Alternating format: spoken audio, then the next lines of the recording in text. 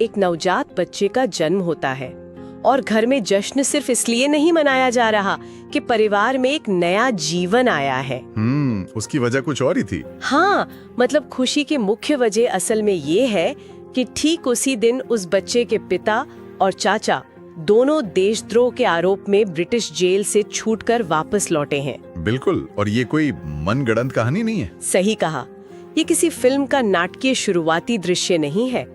ये उस माहौल की असलियत है जिसमें भारत के स्वतंत्रता संग्राम के अमर नायक शहीद आजम भगत सिंह ने अपनी आंखें खोली थीं। एक बहुत ही असाधारण शुरुआत। बिल्कुल। तो आज के इस विस्तृत विश्लेषण में हमारे पास जो स्रोत हैं वे उनके जन्म से लेकर उस पल तक के सफर का दस्तावेजीकरण करते हैं जब उन्होंने हमेशा के लिए अपना घर छोड़ दिया था। और हमारा लक्ष्य सिर्फ ऐतिहासिक घटनाओं की एक सूची पढ़ना नहीं है। हमारा मिशन है उस मनोविज्ञान और उन परिस्थितियों की परतें खोलना जो मतलब एक साधारण से दिखने वाले बालक को एक दूरदर्शी क्रांतिकारी में बदल देती है। इस तरह के ऐतिहासिक विश्लेषण का महत्व यही है कि हम केवल तारीखों के पार देख सकें। हाँ, बिल्कुल। इतिहास हमें ये समझने का मौका देता है कि विचार कैसे जन्म लेते हैं और वे विचार कैसे एक पूरी पीढ़ी की चेतना को बदल देते हैं। हमारे पास जो तथ्यात्मक स्रोत हैं उनके माध्यम से हम किसी राजनीतिक विचारधारा का मूल्यांकन नहीं करेंगे। वो हमारा काम नहीं है। सही बात है। हम विशुद्ध रूप से एक बौद्धिक और मनोवैज्ञानिक विकास की उस यात्रा का विश्लेषण करेंगे जिसने स्वतंत्रता संग्राम की दिशा ही बदल दी। तो चलिए इसे थोड़ा गहराई से समझते हैं। उस मनोवैज्ञानिक विकास को समझने के लिए शुरुआत उसी दिन से करनी होगी जिसका जिक्र मैंने अभी किया। हाँ, उनके जन्म का दिन। स्रोत पढ़ते हुए मुझे उनके जन्म के समय का वो संयोग बहुत ही असाधारण लगा। एक तरफ जन्म हो रहा है और दूसरी तरफ जेल से रिहाई हो रही है। तो अगर हम तारीखों पर जाएं, 28 सितंबर 1907 की वो सुबह थी। पंजाब के लायलपुर जिले का बंगा गांव, जो वर्तमान में पाकिस्तान का हिस्सा है, इसी दिन भगत सिंह का जन्म हुआ था। और उनके परिवार का पूरा माहौल ही अलग था। बिल्कुल। उनके पिता सरदार किशन सिंह और चाचा अजीत सिंह और स्वर्ण सिंह तीनों ही अंग्रेजी शासन के खिलाफ स्वतंत्रता आंदोलन में अत्यधिक सक्रिय थे। मतलब पूरी तरह से समर्पित थे। जी। जिस दिन जन्मा हुआ उसी दिन किशन सिंह और स्वर्ण सिंह जेल से रिहा होकर घर पहुंचे थे और अजीत सिंह की रिहाई का आदेश भी आ चुका था। अरे वाह, क्या टाइमिंग थी। हाँ, परिवार ने इस संयोग को एक अत्यंत शुभ संकेत माना और इसीलिए बच्चे का नाम भगत सिंह रखा गया, जिसका अर्थ होता है भाग्य वाला। यहीं पर वो बात आती है जो मुझे स्रोत में सबसे ज्यादा सोचने पर मजबूर करती है। अच्छा, वो क्या? हम अक्सर ये मान लेते हैं कि देशभक्ति किसी के भीतर अचानक पैदा हो जाती है, लेकिन जरा सोचने वाली बात है, अगर किसी घर की चार दीवारी के भीतर रात के खाने की मेज पर मौसम या गांव के गपशप के बजाय सीधा संवाद क्रांति पर हो रहा हो, ब्रिटिश सरकार की क्रूरता और जेल की यातनाओं पर चर्चा हो रही हो। बिल्कुल। तो एक बच्चे के विकास पर इसका क्या असर होता होगा?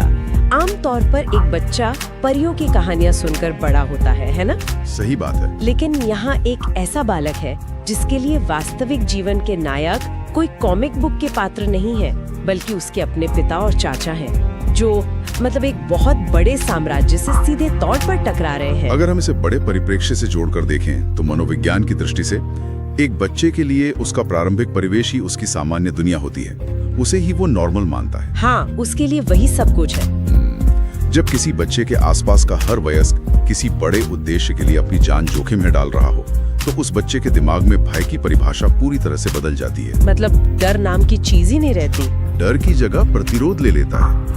भगत सिंह के मामले में उनके परिवार की इस विरासत ने उनके भीतर देशभक्ति को एक तरह से सामान्य बना दिया। अंग्रेजों का विरोध करना उनके लिए कोई असाधारण या डरावना कदम नहीं था। वो उनके परिवार के दैनिक दिनचर्या का हिस्सा था। बिल्कुल। जो कहानियां उनके कानों में पड़ रही थीं, वे कोई दूर की घटनाएं नहीं थी, वे उनके अपने खून से जुड़े लोगों का भोगा हुआ यथार्थ थी। तो ये समझना बहुत जरूरी है कि जमीन तो पूरी तरह से तैयार थी। हाँ, जमीन तैयार थी, लेकिन एक राजनीतिक परिवार में जन्म लेने का मतलब ये नहीं होता कि कोई व्यक्ति आगे चलकर अपनी जान की बाजी लगा ही देगा। ऐसे कई परिवार थे, लेकिन भगत सिंह एक ही बने। ये एक बहुत ही महत्वपूर्ण बिंदु है। स्रोत इशारा करते हैं कि इस वैचारिक नींव को एक बहुत ही क्रूर और भयानक घटना ने पूरी तरह से झकझोर कर रख दिया था। एक ऐसा झटका जिसने सब कुछ बदल दिया। और वो घटना थी जलियांवाला बाग हत्याकांड। वर्ष स्रोत बताते हैं कि इस नरसंहार की खबर ने उन पर इतना गहरा प्रभाव डाला कि वो स्कूल से सीधे जलियांवाला बाग पहुंच गए। यहाँ मामला वाकई बहुत दिलचस्प हो जाता है। मुझे थोड़ा रुकना होगा क्योंकि एक इंसान के तौर पर ये बात मुझे बहुत उलझन में डालती है। किस तरह की उलझन? देखिए, हजारों लाखों लोगों ने जलियांवाला बाग के बारे में सुना, कई लोगों ने उस त्रासदी को देखा भी। एक 12 साल के बच्चे का स्वाभाविक मनोविज्ञान तो यही होना चाहिए कि वो इतनी क्रूरता देखकर डर जाए, सहम जाए, है ना? हाँ, आमतौर पर तो ऐसा ही होता है। खुद को सुरक्षित करने की सोचता है बच्चा। बिल्कुल। लेकिन स्रोत बताता है कि वे वहां जाते हैं और उस रक्त रंजित मिट्टी को बहुत श्रद्धा से अपने हाथों में उठाते हैं। एक शीशी में उस खून से सनी मिट्टी को लेकर घर आते हैं और रोज उसकी पूजा करते हैं। मतलब एक 12 साल का बच्चा इतना बड़ा भावनात्मक भार क्यों उठा रहा है, और वो डरने के बजाय देश को आजाद कराने की एक मूक प्रतिज्ञा कैसे ले सकता है? यहाँ जो बात सबसे अधिक ध्यान खींचती है वो ये है कि यह एक बहुत ही असाधारण मनोवैज्ञानिक प्रतिक्रिया है। इसे ट्रॉमा के एक अलग तरह के प्रकटीकरण के रूप में देखा जा सकता है। अच्छा, तो ये ट्रॉमा का असर था? एक तरह से हाँ। जब एक ऐसा बच्चा जिसके मन में पहले से ही अन्याय के खिलाफ एक वैचारिक समझ विकसित हो चुकी हो, परिवार की वजह से, बिल्कुल, जब वो किसी इतने बड़े नरसंहार को देखता है तो वह भयभीत होने के बजाय उस घटना का वैयक्तिकरण कर लेता है। वैयक्तिकरण मतलब उसे व्यक्तिगत रूप से ले लेता है? हाँ, यानी वो राष्ट्रीय त्रासदी को एक व्यक्तिगत क्षति के रूप में महसूस करता है। वो खून से सनी वो मिट्टी केवल मिट्टी नहीं थी, वो उस 12 साल के बच्चे के लिए एक भौतिक अनुबंध बन गई थी, एक तरह का फिजिकल कॉन्ट्रैक्ट। जी, ये वो बिंदु था जहां परिवार से मिली प्रेरणा एक गहरे व्यक्तिगत और अटल संकल्प में परिवर्तित हो गई। यहाँ से उनका जीवन एक सामान्य बच्चे के जीवन से पूरी तरह अलग हो गया। एक बहुत ही एकांत और कठिन मार्ग की ओर मुड़ गया। ये संकल्प का वो क्षण था जिसने दिशा तय कर दी। सही कहा। लेकिन संकल्प लेना और उस संकल्प को एक जमीनी हकीकत में बदलने की क्षमता होना, दोनों में बहुत बड़ा अंतर है। जमीन आसमान का फर्क है। हाँ, एक 12 साल का बच्चा सिर्फ मिट्टी हाथ में लेकर साम्राज्य नहीं गिरा सकता। इसके लिए एक बहुत ही ठोस आधार, एक दिशा की जरूरत होती है। बिल्कुल। स्रोत उनकी आगे की शिक्षा के बारे में जो जानकारी देते हैं वो उस लोकप्रिय धारणा को भी चुनौती देती है, जहां अक्सर विद्रोह का मतलब सिस्टम को छोड़कर भाग जाना माना जाता है। शिक्षा के मोर्चे पर उनका सफर बहुत ही दिलचस्प रहा है। प्रारंभिक शिक्षा उनके गांव बंगा में हुई और उसके बाद लाहौर के डीएवी स्कूल में। लेकिन जब महात्मा गांधी ने असहयोग आंदोलन का आह्वान किया, हाँ, और छात्रों से सरकारी स्कूलों का बहिष्कार करने को कहा, बिल्कुल, तो भगत सिंह ने वो स्कूल छोड़ दिया। ये हिस्सा मुझे सबसे अधिक आकर्षित करता है। अक्सर हम सोचते हैं कि विद्रोह का मतलब पढ़ाई छोड़ देना है। हाँ, जब युवाओं में आक्रोश होता है तो अक्सर वे पढ़ाई लिखाई छोड़कर सड़कों पर उतर आते हैं। बिल्कुल, लेकिन भगत सिंह ने ऐसा नहीं किया। स्रोत स्पष्ट करता है कि उन्होंने केवल उस ब्रिटिश स्कूल का बहिष्कार किया था, अपनी शिक्षा का नहीं। सही बात है। ये ऐसा है जैसे कोई सिस्टम का बहिष्कार कर रहा हो, लेकिन अपना खुद का एक नया और बेहतर सिस्टम चुन रहा हो। उन्होंने लाहौर के नेशनल कॉलेज में दाखिला लिया, जिसकी स्थापना लाला लाजपत राय ने की थी। हाँ, तो ये महज किसी इमारत को बदलने जैसा नहीं था। ये एक बहुत बड़ा वैचारिक चुनाव था। नेशनल कॉलेज की भूमिका उनके जीवन में एक इंक्यूबेटर से कम नहीं थी। इंक्यूबेटर? वो कैसे? इस कॉलेज की स्थापना का मुख्य उद्देश्य ही ये था कि भारतीय युवाओं को ब्रिटिश नियंत्रण से मुक्त एक ऐसी शिक्षा दी जाए जहां वे स्वतंत्र रूप से सोच सकें। मतलब उन्हें रटा रटाया ज्ञान नहीं दिया जा रहा था? बिल्कुल नहीं।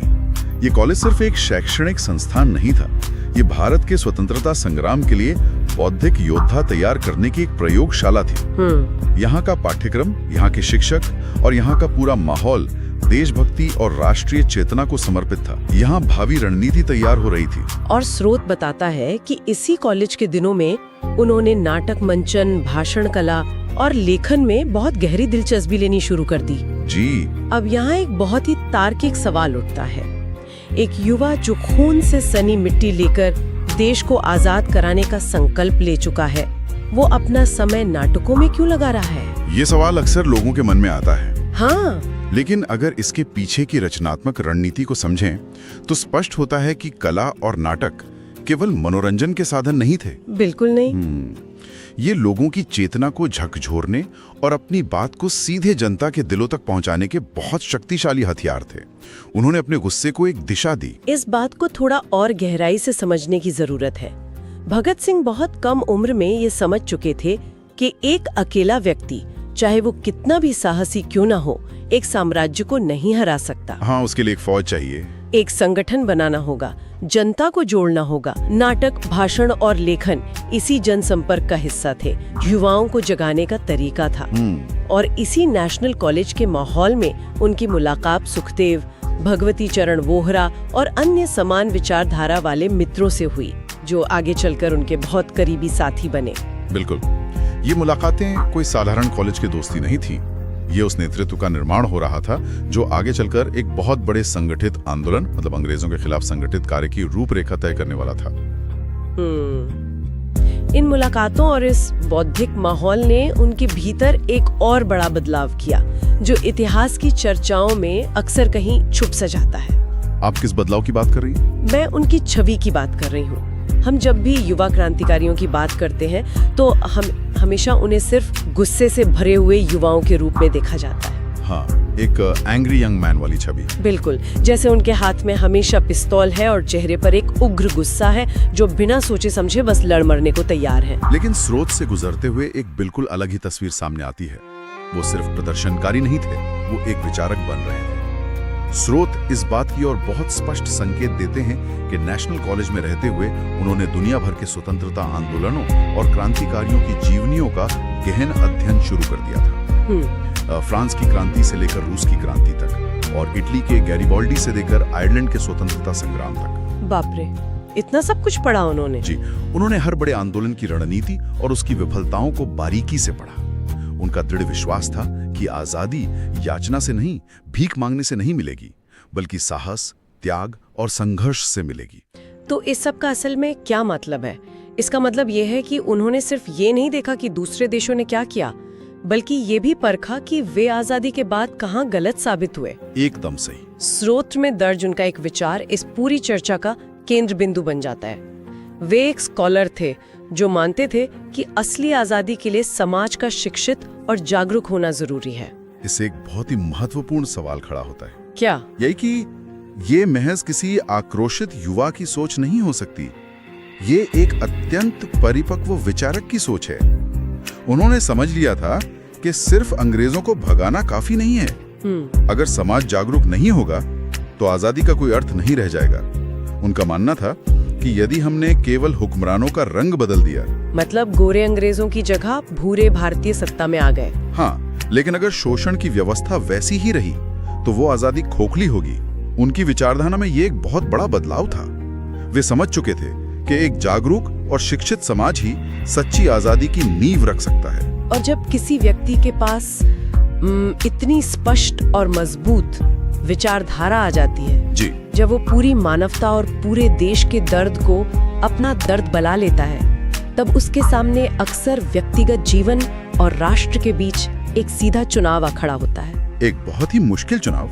हाँ, स्रोत बताते हैं कि जब उनकी उम्र विवाह योग्य हुई तो घर वालों द्वारा शादी की बात चलाई गई। स्वाभाविक रूप से परिवार चाहता था कि वे घर बसा लें, और परिवार ने इसके लिए लड़की भी देख ली थी। विवाह की पूरी तैयारी की जा रही थी। लेकिन भगत सिंह का उत्तर वो नहीं था जो आम तौर पर एक परिवार सुनना चाहता है। उन्होंने साफ शब्दों में विवाह से इनकार कर दिया। बिल्कुल स्पष्ट इनकार। उन्होंने कहा कि उनका जीवन केवल भारत माता की सेवा के लिए है और वे विवाह नहीं करेंगे। और इसके बाद उन्होंने घर छोड़ दिया और पूरी तरह से स्वतंत्रता आंदोलन में कूद पड़े। यहीं से ब्रिटिश शासन को चुनौती देने की उनकी असली यात्रा शुरू होती है। अगर हम इसे एक एनालॉजी से समझें तो ये एक तरह से दुनिया का सबसे बड़ा रेजिग्नेशन लेटर था। बहुत ही सटीक तुलना है। जहां वे अपनी व्यक्तिगत इच्छाओं, एक सामान्य परिवार और सुरक्षित भविष्य से इस्तीफा दे रहे थे ताकि एक बहुत बड़े उद्देश्य के लिए खुद को पूरी तरह समर्पित कर सके। लेकिन मैं सोच रही थी, ऐसा क्या होता है जो किसी को अपनी सारी व्यक्तिगत इच्छाओं को एक ही झटके में त्यागने की ताकत देता है? इस कदम को हमें उनके पहले लिए गए संकल्प के परिप्रेक्ष्य में देखना चाहिए। ये कोई क्षणिक भावावेश में लिया गया निर्णय नहीं था। हाँ, कि बस आज मन किया और घर छोड़ दिया। बिल्कुल नहीं। ये उस जलियांवाला बाग की मिट्टी वाले संकल्प की अंतिम परिणति थी। एक तरह का कल्मिनेशन, एक ऐसा मस्तिष्क जिसने दुनिया भर की क्रांतियों का अध्ययन किया हो, उसके लिए व्यक्तिगत सुख सुविधाओं का मोह पूरी तरह से खत्म हो चुका था। घर छोड़ने का यह कदम इसी बात का प्रमाण था कि अब केवल एक ही सत्य बचा था, और वो था राष्ट्र को समर्पण। इस पूरी चर्चा को अगर हम समेटें तो आज के इस स्रोत विश्लेषण से जो मुख्य बातें निकल कर आती हैं वो कमाल की हैं। बिल्कुल। हमने देखा कि कैसे एक देशभक्त परिवार में जन्मा बच्चा जलियांवाला बाग के दर्द से गुजरता हुआ एक पढ़ा लिखा और संगठित विचारक बनता है, जो अंततः देश के लिए अपना सब कुछ छोड़ देता है। जी। ये सफर सिर्फ जज्बात या गुस्से का नहीं है, ये गहरी शिक्षा और अटूट प्रतिबद्धता का है। और श्रोताओं के लिए ये जानना बहुत जरूरी है कि ये कहानी आज भी उतनी ही प्रासंगिक है। बिल्कुल है। ये हमें सिखाती है कि किसी भी बड़े बदलाव के लिए सिर्फ इरादा काफी नहीं होता, बल्कि उस विषय का गहन अध्ययन और सही संगठन भी उतना ही जरूरी है जैसी भगत सिंह की टीम थी। एकदम सही। और इसी से जुड़ा एक अंतिम विचार मैं यहाँ छोड़ना चाहूंगी। स्रोत में भगत सिंह का मानना था कि एक जागरूक और शिक्षित समाज ही सच्ची आजादी की नींव रख सकता है। ये उनका सबसे मजबूत विचार था। आज हम एक ऐसे दौर में जी रहे हैं जहाँ जानकारी हमारी उंगलियों पर है। हर कोई पढ़ा लिखा होने का दावा करता है, इंटरनेट और फोन की वजह से। हाँ, लेकिन सोचने वाली बात ये है कि क्या आज के इस इंफॉर्मेशन ओवरलोड वाले समाज को भगत सिंह वास्तव में एक जागरूक समाज मानते? ये एक बहुत ही गहरा सवाल है। जानकारी होना और जागरूक होना दोनों में जमीन आसमान का फर्क है। सिर्फ खबरें पढ़ लेना जागरूकता नहीं है, तो इस बारे में सोचिएगा जरूर। बहुत ही विचारणीय बिंदु है। आज की इस विस्तृत चर्चा को हम यही विराम देते हैं। हमारे साथ जुड़ने और इस ऐतिहासिक यात्रा का हिस्सा बनने के लिए बहुत बहुत धन्यवाद। अगली बार एक नए विषय के साथ फिर से गहराई में उतरेंगे। तब तक पढ़ते रहिए और खुद को सच में जागरूक बनाते रहिए। नमस्कार।